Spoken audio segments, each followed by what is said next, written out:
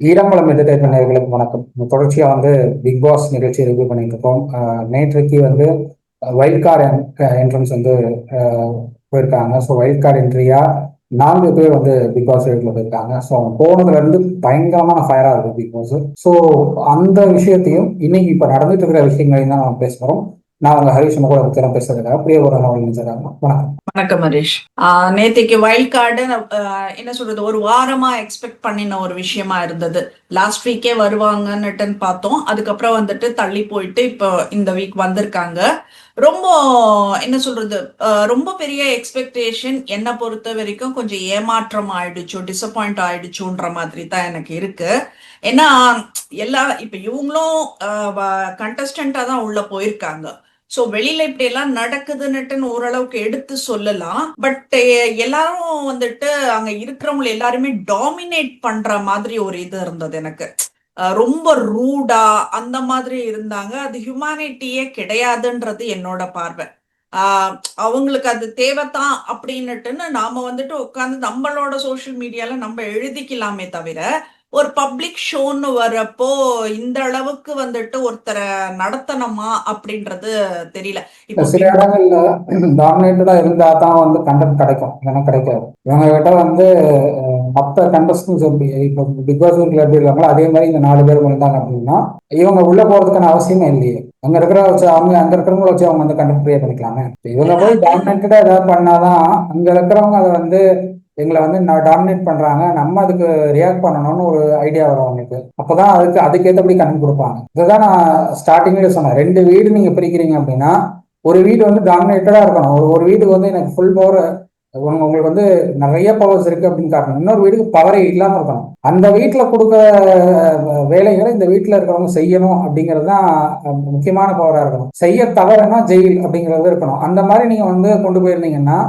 Content நீங்க நிறைய வந்துடும். நீங்க அதெல்லாம் பண்ணாம நீங்க பிக் பாஸ் ரொம்பவே என்ன சொல்றது, ஒண்ணு இல்லாத அளவுக்கு கொண்டு போயிட்டீங்க பிக் பாஸ். ஸோ அது உங்களுக்கு டிஆர்பிக்கும் உதவாது, உங்களுக்கு கண்டிப்பா கிடைக்காது. ஓகே, பட் என்னோட வியூல நான் என்ன சொல்றேன் அப்படின்னா இவங்க ஜஸ்ட் பாயிண்ட்ஸ் எடுத்து வச்சு கொஞ்சம் ஹார்ஷா எடுத்து வச்சிருக்கலாம்.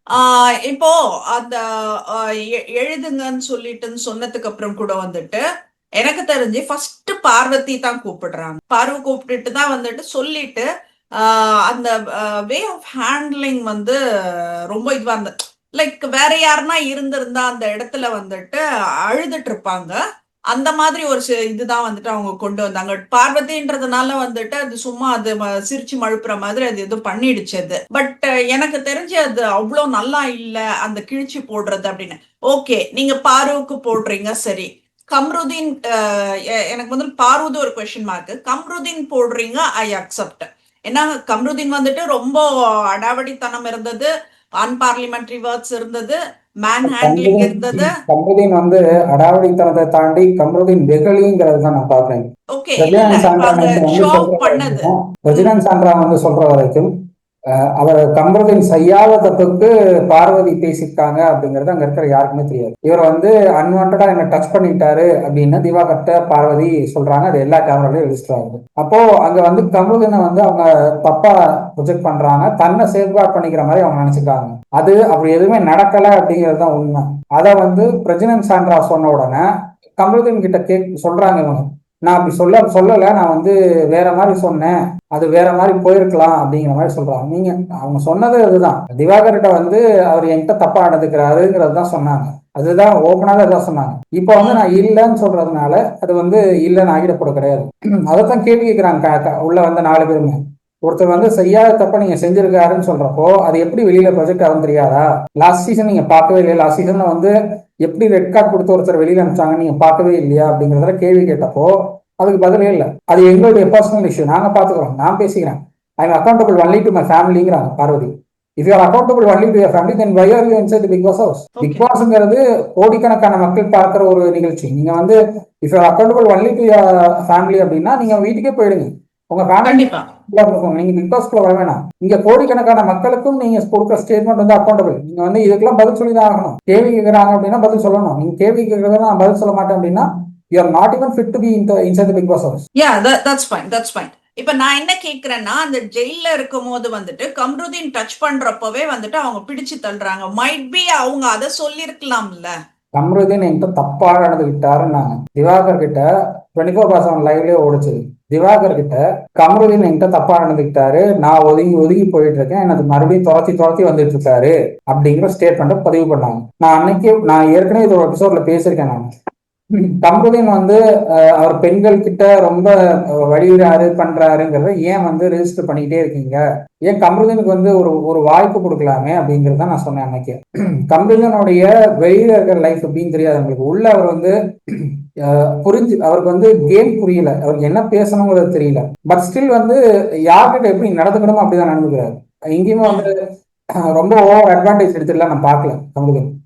பட் இவங்க பார்வதி ரெஜிஸ்டர் பண்ணது என்கிட்ட ரொம்ப அட்வான்டேஜ் எடுத்துக்கிட்டாரு, என்கிட்ட ரொம்ப தப்பா நடந்துக்கிட்டாருன்னு தான் பதிவே பண்ணாங்க. அதுதான் வந்து நான் அன்னைக்கே சொன்ன ஒரு 3 to 4 எபிசோட்ஸ் பேக்கே நம்ம வந்து பேசணும். கம்ருதீன் வந்து பெண்கள் பின்னாடி சுத்துறாருன்னு அவங்க வெளியில போன ஒரு கண்டஸ்டன் சொல்றாங்க அப்படின்னா, அந்த கண்டஸ்டன் சொல்றதை வச்சு நீங்க வந்து இன்னும் அதை பெருசா நீங்களா ஒரு கதையை கட்டி சொல்றது எவ்வளவு பெரிய தப்பு.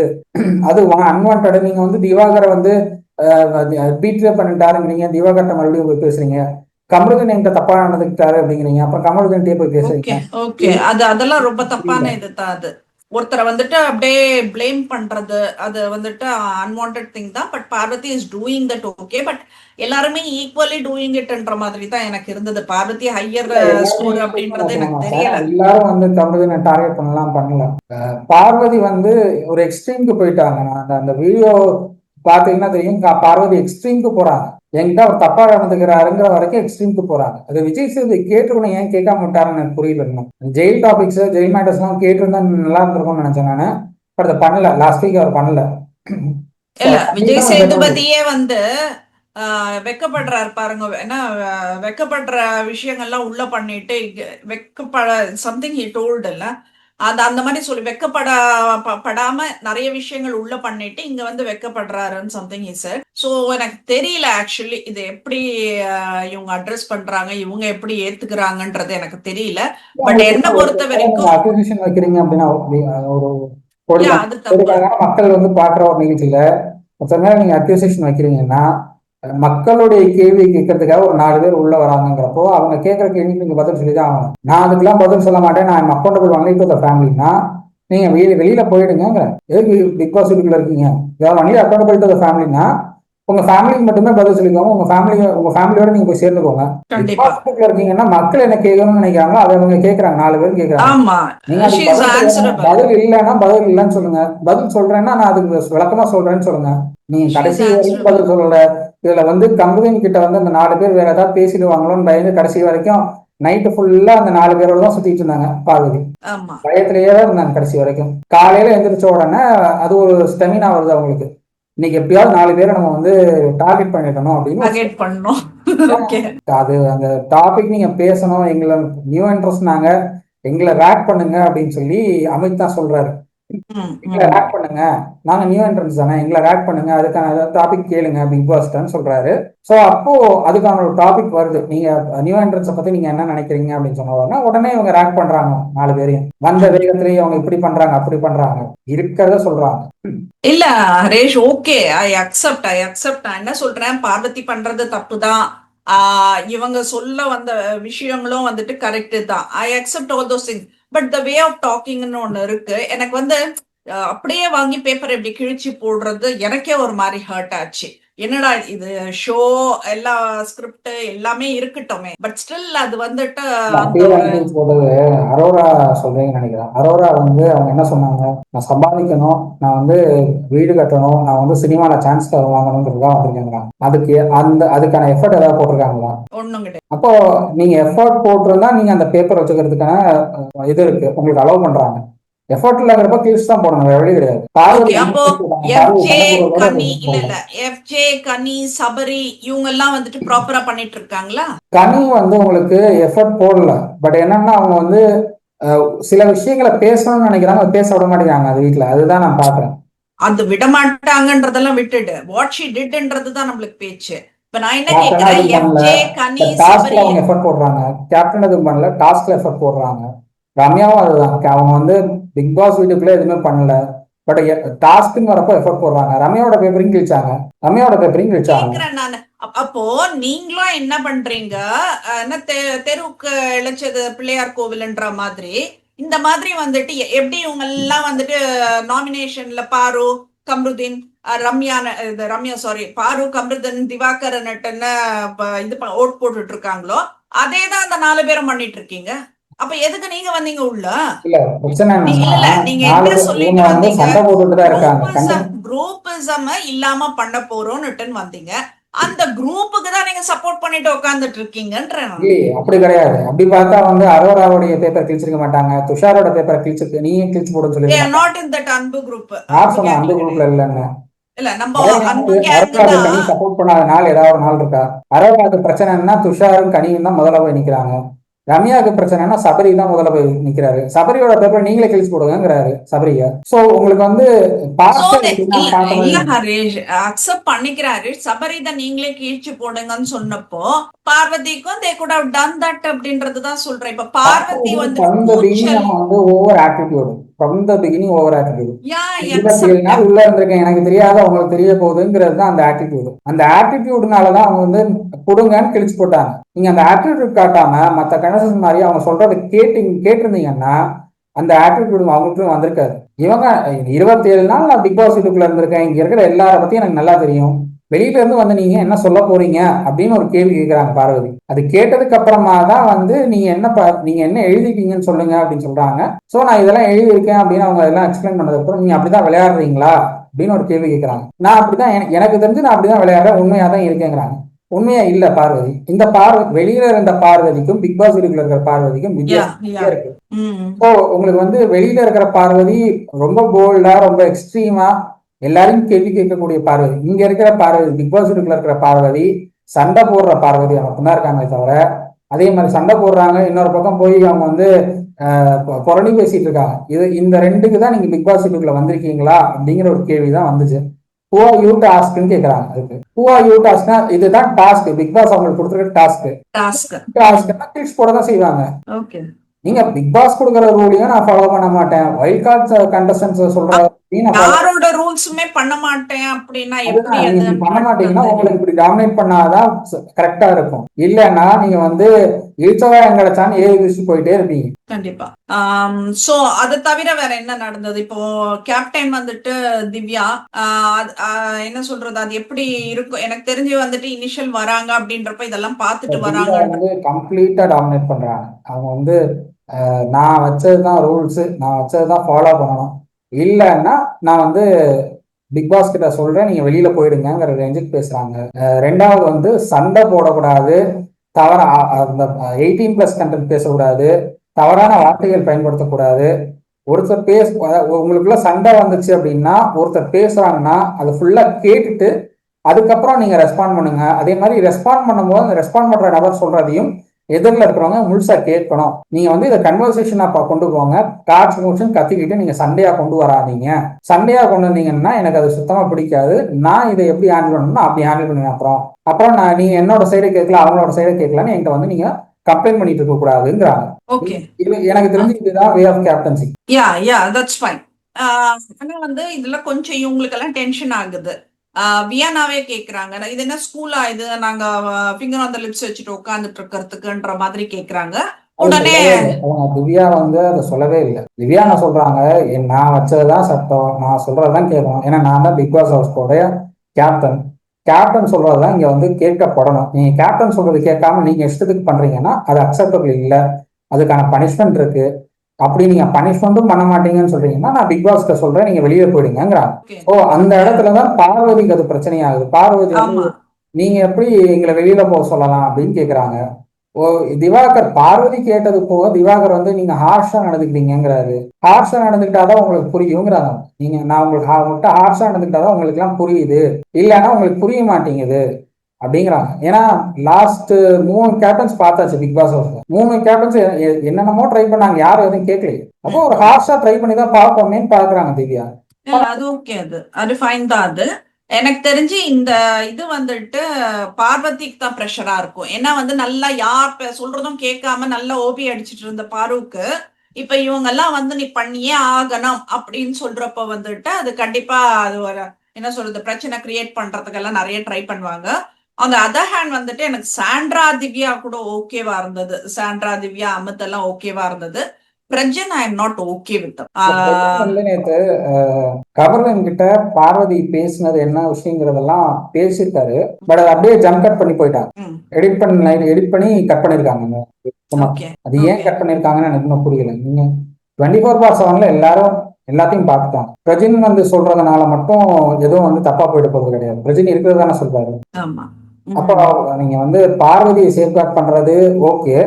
பட் பார்வதியை வந்து சேஃப்கார்ட் பண்ணணுங்கிறதுக்காக கவர்வீனை வந்து பலி கொடுக்கறதுங்கிறது நியாயம் இல்லை. அது என்ன சொல்றது அவங்களோட கால்குலேஷன் வேறன்ற மாதிரி தான் இருக்கு. எனக்கு அது பிக் பாஸ் டீமோடைய கேம் எனக்கு சுத்தமா புரியல. பார்வதி நீங்க காப்பாற்றணும்னு நினைக்கிறீங்க, அதுக்காக வந்து பிரஜனை பலி கொடுக்கறது கூட நாங்க தயாரா இருக்கோம் அப்படின்னா பிரஜனையும் கமருதினியும் அப்படின்னா எனக்கு புரியல. நீங்க என்ன கேம் நீங்க வந்து ஃபோக்கஸ் பண்ணி கொண்டு போறீங்க, இந்த ஷோ எப்படி கொண்டு போறீங்க எனக்கு புரியல. அதுதான் எனக்கும் புரியல.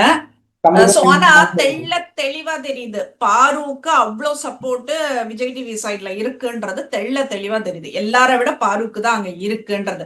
ஏன்னா இந்த மாதிரி எல்லாம் செய்யலனாக்கா பிக் பாஸே கூப்பிட்டு திட்டுவாரு. அப்ப என்னத்துக்கு ரூல்ஸ் போடுறோன்ற மாதிரி எல்லாம் வந்துட்டு திட்டுவாரு. அவரே எதுவும் கண்டுக்கிறது கிடையாது. பட் என்ன சொல்றது வந்து பார்வதி டார்கெட் பண்றது கூட பார்வதி போக்கஸ் கொண்டு வரதுக்கு தான். பார்வதி மேல இன்னும் போக்கஸ் வரும். நீங்க வந்து வந்திருக்கிற 4 ப்ரோமோ வருதுன்னா 4 ப்ரோமோல 3 ப்ரோமோ பார்வதி போக்கஸ்ல தான் இருக்கும். ஒரு ப்ரோமோ எங்கேயாவது திவாகர் வருவாரு, இல்லைன்னா கம்ருதீன் வருவாரு. இந்த 3 பேரை தாண்டி வேற யாராவது ப்ரோமோல வந்திருக்காங்களா லாஸ்ட் 1 வீக்கா? கிடையவே கிடையாது. லாஸ்ட் 1 வீக்கா ப்ரோமோல வரும். இவங்களை தாண்டி மற்றவங்க வரணுங்கிறதுக்காக தான் வந்து வைல்ட் கார்டு என்ட்ரிஸ் வந்தாங்க. பட் வந்து பார்வதி டார்கெட் பண்ணும்போது பார்வதி வந்து கொஞ்சம் லைம்லைட்டுக்கு வராங்க அதிகமா. அண்ட் அந்த அதர் ஹேண்ட் வந்துட்டு Vijay Sethupathi doing the same mistake again and அகெயின்ன்றது தான் நான் சொல்வேன். நான் இப்ப அந்த போன சீசன்ல சாச்சனா அந்த மகாராஜா பிலிம்ல நடிச்சாங்க. ஸோ அப்ப அந்த டேடி இது அப்படின்னுட்டுன்னா அந்த உறவுகள்ல போட்டுட்டு சாவடிச்சிங்கன்றதே சொல்றேன்.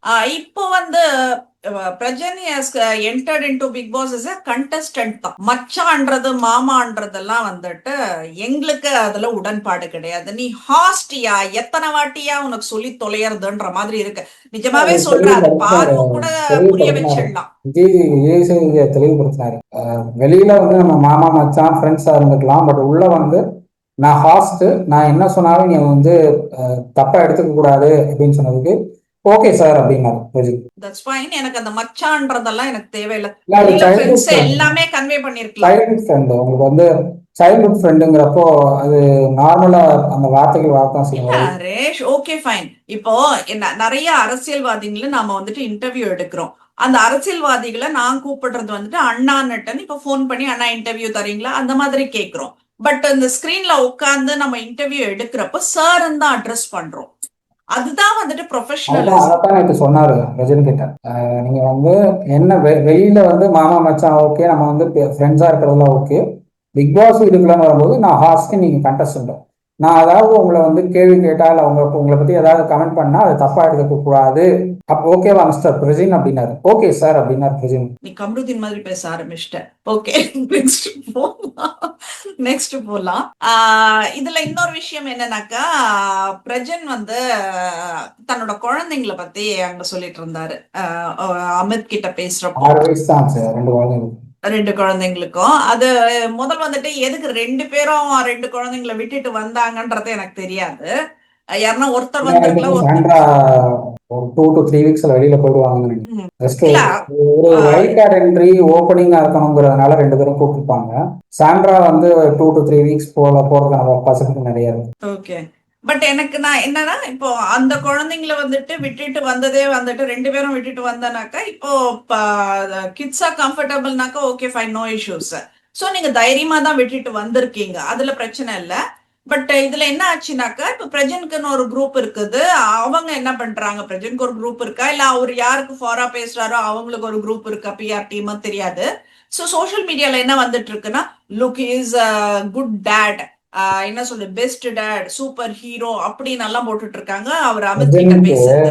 நான் ஓப்பனாக சொல்றேன், பிரஜனுக்கு 90s கிட்ஸ் எல்லாமே fans.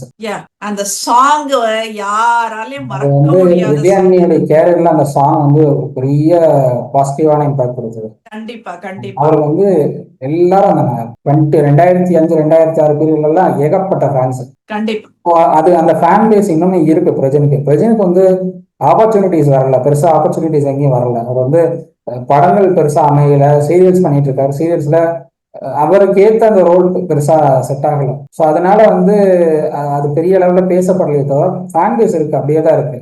That's fine. Fan base இருக்கு, பிரஜனுக்கு ஃபேன் பேஸ் இருக்கு. பிரஜன் வந்து அந்த ஃபேன் பேஸை யூஸ் பண்ணிக்கணும் அப்படின்னு தான் நான் சொல்லுவேன். இந்த பிக் பாஸ் வீட்ல இருக்கணும்னா அந்த ஃபேன் பேஸ் யூஸ் பண்ணி, ஸோ அது பண்றாங்க அப்படின்னு தான் நினைக்கிறேன். அந்த ஃபேன் பேஸை ஒருங்கிணைக்கிற அளவுக்கு பண்றாங்கன்னு நினைக்கிறேன். ஏன்னா என்ட்ரி சாங்கே அந்த அந்த பாட்டு போடுறாங்க அப்படிங்கிறப்போ இந்த ஃபேன் பேஸை மையப்படுத்தி தான் கொண்டு போறாங்க பிரஜினா அப்படின்னு நான் நினைக்கிறேன். ஸோ அதனாலதான் நான் சொல்றேன், சாண்டா ஒரு 2 to 3 வீக்ஸ்ல வெளியில போயிடுவாங்க. அதனாலதான் நான் நினைக்கிறேன். எனக்கு வந்துட்டு அந்த சூப்பர் டேட், சூப்பர் ஹீரோ இதெல்லாம் வந்துட்டு உடன்பாடு கிடையாது. என்ன சொல்றது, பிரஜின், சாண்ட்ரா, திவ்யா கூட ஓகே. அமிட் பண்றது கொஞ்சம் இரிட்டேட்டிங்கா இருக்கு. நான் சொன்னேன்னா வெளியில வந்து வித்தியாசமான கேரக்டரா இருந்தாரு. நான் சொன்னேன் அவரு வெளியில வித்தியாசமான கேரக்டரா இருந்தாரு. உள்ள போன உடனே ரொம்ப கிரிஞ்சு பண்ணிட்டு இருக்காரு. நீங்க எதுக்கு வந்திருக்கீங்கிறதே தெரியாம பாட்டு பாடிட்டு இருக்கீங்க. எனக்கு அது புரியல. பாட்டு பாடுறதுக்கா நீங்க உள்ள போனீங்க? உங்க பொண்ணுக்கு நீங்க பாட்டு டெடிகேட் பண்ணுவீங்க உங்க பொண்ணுக்கு. அண்ட் பிஆர் செட் பண்ணிட்டு வந்திருக்காரு. ஸ்ரீரஞ்சனி வந்துட்டு அபிஷியலா அனௌன்ஸ் பண்ணிட்டாங்க, நான் அட்மினா இருக்க போறேன் அப்படின்னு சொல்லிட்டு. So almost is working as a PR அப்படின்றது தான். இன்னும் அவங்களுக்கு தெரிஞ்சவங்க அவங்க இவங்க அப்படின்னுட்டுன்னு உற்றார் உறவினர் சுற்றார் எல்லாருமே வந்து அந்த பிஆர் ஒர்க் பண்ண போறாங்கன்றது வந்துட்டு பிரகடனமா வெளிப்படுத்தி இருக்காங்க அப்படின்றதான் சொல்லணும். வாட் எல்ஸ் ஹரிஷ், வேற என்ன நம்ம நாமினேஷன்ஸ் போயிருக்கு. நாமினேஷன்ஸ்ல வந்து வினோத், திவாகர், சபரி, வியானா, கம்ருதீன், பிரவீன், பாரு, விக்ரம், எஃப்ஜே, கெனி, துஷார், ரம்யா இவங்கெல்லாம் நாமினேட் செய்யப்பட்டிருக்காங்க. Open nomination. சுபிக்ஷா, கனி, இன்னும் ஒருத்தர் யாரு, Aurora and wild card contestant. இவங்களை தவிர மத்த எல்லாருமே வந்துட்டு நாமினேட்டட். வைகாந்தே புல் அவுட் திஸ் கனி அவுட்ன்றது எனக்கு தெரியல. இப்ப இன்னைக்கு கூட கனி யார்கிட்டயும் பேசல. நாமினேஷன் ஃப்ரீ பாஸ் இருக்கு, அந்த என்எஃப்சி பாஸ் இருக்கிறதுனால இல்ல, அததான் சொல்றேன் நான். அது பிடுங்கன்றேன் நான். இன்னும் அது கொடுக்கவே கொடுக்காதீங்க. என்னத்துக்கு அது இப்போ நல்லா கேம் பண்றவங்களுக்கு அது கொடுத்தாக்கா இது இருக்கு. நீ மக்களை சந்திக்கிறதுக்கு பயந்து வாங்குறேன்னா இல்ல, எனக்கு அது சுபிக்ஷா பண்ண தப்புன்னு நினைக்கிறேன். சுபிக்ஷா வந்து அவங்களுடைய சாய்ஸ் ஓகே, பட் வந்து பார்வதிக்கு கொடுக்க கூடாதுன்னு நினைச்ச சாய்ஸ் எல்லாம் ஓகே, பட் இன்னும் கொஞ்சம் யோசிச்சு அது யாருக்கு கொடுக்கணும்ங்கறது ஐடியா பண்ணிருந்தா கொஞ்சம் பெட்டரா இருக்கும். அவங்க நல்லா கான்சென்ட்ரேட் பண்றாங்க, நல்ல டேலண்ட் இருக்கு, அவங்க வந்து நல்லா ஆடுறாங்க. பட் டெசிஷன் மேக்கிங்ல எனக்கு தெரிஞ்சு எங்கேயோ சொதப்புறாங்க. அதை கொஞ்சம் மாத்திக்கிட்டா கொஞ்சம் பெட்டரா இருக்கும். அண்ட் வியானாவும் அதே மாதிரி தான். வியானா வந்து அவங்க கண்டென்ட் கொடுக்குறாங்க, எல்லாம் ட்ரை பண்றாங்க, பட் வந்து சில இடங்கள்ல தேவையில்லாத வார்த்தைகள்லாம் பேச ஆரம்பிச்சிடுறாங்க. ஒன்றும் இல்லை, திவ்யா வந்து கமெண்டபிளா அவங்க வந்து டாமினேட் பண்ணி டெசிஷன்ஸ் எடுக்கிறாங்க அப்படின்னா, சுபிக்ஷா விட்டு வியானா பத்தி இவங்க திவ்யா பத்தி வியானா தப்பா பேசுறாங்க. அப்போ சுபிக்ஷா சொல்றாங்க, எதுக்கு நம்ம இப்பவே வந்து அவங்கள நம்ம வந்து தப்பா நினைக்கணும், அவங்க என்ன பண்றாங்கன்னு பார்ப்போம், அவங்க பண்ற நல்ல விஷயத்தையும் நம்ம கத்துக்குவோமேங்கிறாங்க சுபிக்ஷா. உடனே அந்த டாபிக்ல இருந்து மாறி திவ்யா பத்தி பாசிட்டிவா பேச ஆரம்பிச்சிடறாங்க. எனக்கு ஓகே, வியானா வந்து கண்டென்ட் கொடுக்குறாங்க, அது கிரிஞ்சா இருந்தாலும் ஓகே, பாக்குறதுக்கு நல்லா தான் இருக்கு. பட் இந்த ஒருத்தரை வந்து தப்பா பேசுறது, ஒருத்தர் வந்து அவங்கள அனலைஸ் பண்ணாமே நீங்க வந்து உங்க கருத்துக்களை பதிவு வைக்கிறது அப்படிங்கிறது எனக்கு ஒருத்தர அது அக்செப்டபிளா இல்ல. அதை வேணா மாத்திட்டா கொஞ்சம் பெட்டரா இருக்கும். ஏன்னா வந்து டாப் 5ல போகக்கூடிய கண்டஸ்டன்ட்ல ஒருத்தரா இருக்கிறதுக்கான பாசிபிலிட்டி நிறைய இருக்கு. ஸோ அப்படி இருக்கிறப்போ அதை மாத்திக்கிட்டா கொஞ்சம் பெட்டரா இருக்கும். வேற ஏதாச்சும் மிஸ் பண்ணிருக்கோமா? இல்ல, நம்ம எல்லாமே கவர் பண்ணிட்டோம். சோ அதனால எல்லாத்தையும் நம்ம பேசிருக்கோம். ஓகே, சோ இன்னைக்கு என்னன்றத பார்த்துட்டு பேசுவோம். எப்படி போகுது, இன்னும் கொஞ்சம் பிரச்சனைகள்லாம் ஜாஸ்தி ஆகுதா, கூச்சல் ஜாஸ்தி ஆகுதான்றத பார்க்கணும். பார்த்துட்டு நாளை பேசுவோம். நன்றி.